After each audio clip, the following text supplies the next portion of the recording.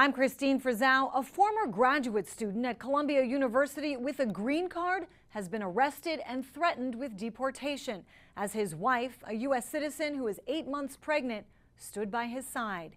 He is the first student who participated in pro-Palestinian protests to be arrested for what President Trump says is being a supporter of Hamas.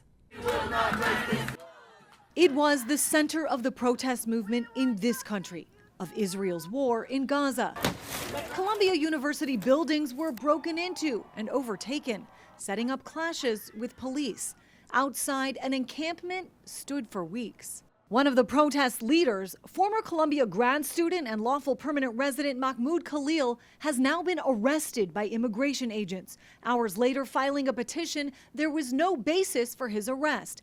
His attorney accusing the U.S. government of open repression of student activism and political speech. Secretary of State Marco Rubio posting his visa and green card and those of other, quote, Hamas supporters will be revoked. Part of President Trump's executive order to combat anti-Semitism and longtime pledge to go after protesters he and supporters say threatened the safety and well-being of Jewish students. I will also quickly cancel the student visas of all Hamas sympathizers on college campuses. The president in a post calling him a radical foreign pro-Hamas student, calling it the first arrest of many to come. Friends of Khalil dispute claims he was anti-Semitic or supported terrorism, insisting he was a mediator, with growing fears any criticism of Israel's government or policies could put targets on others. It's very clear that these people who are screaming about anti-Semitism and accusations of terror against a very broad and diverse protest movement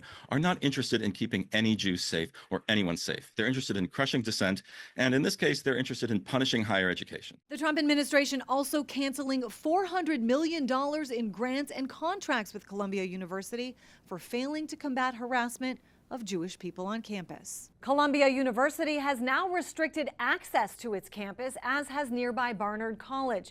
They are increasing security measures due to, quote, active concerns for violence. In Washington, I'm Christine Frizzau.